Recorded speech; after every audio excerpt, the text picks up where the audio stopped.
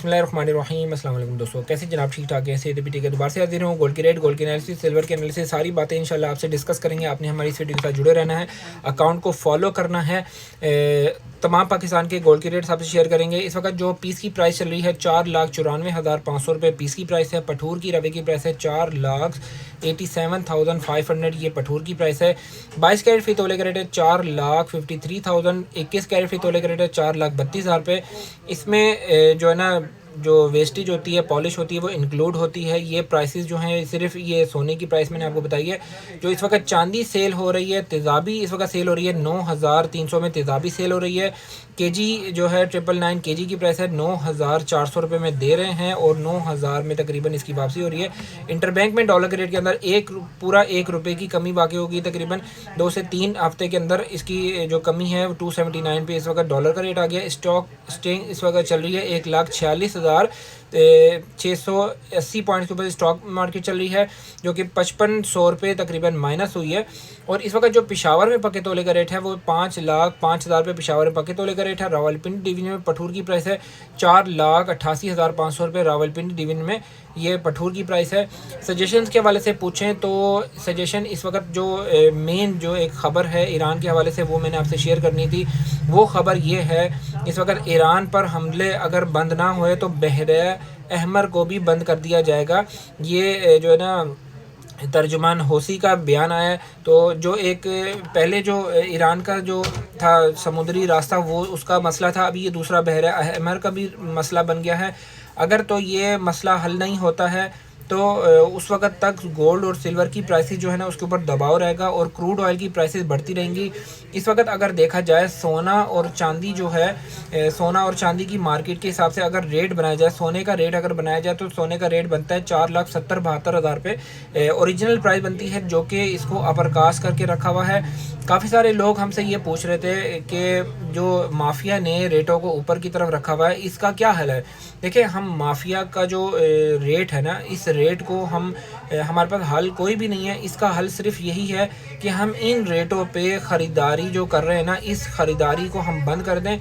इस ख़रीदारी को जैसे ही हम बंद करेंगे तो हमारी जो सोने की डिमांड है ख़त्म होने की वजह से ये रेट नीचे की तरफ आ सकते हैं। और इसमें थोड़ा सा हो सकता है 1 हफ़्ता भी लग सकता है, 2 हफ्ते भी लग सकते हैं, क्योंकि इस वक्त जो रेट चल रहा है ना, डिमांड की वजह से सिर्फ चल रहा है। डिमांड, लोग समझ रहे हैं कि सोना जो है ना ऊपर के रेटों से नीचे के रेट पे आ गया है, 15-20 हज़ार पे सस्ता हो गया, तो यहाँ पर सोना ख़रीदना शुरू हो गया। दूसरी बात जो है, जो लोग शादियों के लिए ख़रीदना चाहिए, क्योंकि ईद के बाद जो है ना, बकरा ईद तक और बकरा ईद के बाद भी शादियों का सीज़न रहता है।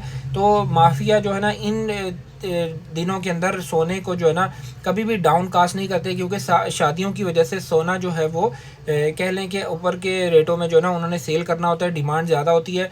तो इसी वजह से शादियों के लिए काफ़ी सारे लोग पूछ रहे थे, बहनें पूछ रही थी, और कुछ ऐसे हमारे दोस्त अहबाब हैं जो पूछ रहे थे, जिन लोगों ने अपने बच्चों के लिए, बेटियों के लिए, शादियों के लिए सोना ख़रीद के रखना था। ठीक है, लॉन्ग टाइम के लिए भी रखना होता है, बाज़ों का शादियाँ करीब भी आ जाती हैं, उन्होंने तब भी लेना होता है। तो उन लोगों को मेरी सजेशन है, अगर आपके पास टाइम है, हफ्ते 2 हफ्ते का टाइम है, तो फ़िलहाल थोड़ा सा वेट कर लें। अगर टाइम नहीं है तो फिर तो उसके लिए कुछ भी नहीं हो सकता, इसी रेट पे ले लें। अगर टाइम है तो थोड़ा सा सब्र कर लें, हो सकता है सोने की प्राइसेस नीचे आ सकती हैं कुछ दिनों में, क्योंकि इंटरनेशनल मार्केट के हिसाब से, इंटरनेशनल मार्केट की अगर देखा जाए, जो इंटरनेशनल मार्केट है वो हद मारे ना तो 4650 और 4700 के घरों में जा सकती है। वहाँ पर हम प्रॉफिट टेकिंग कर सकते हैं।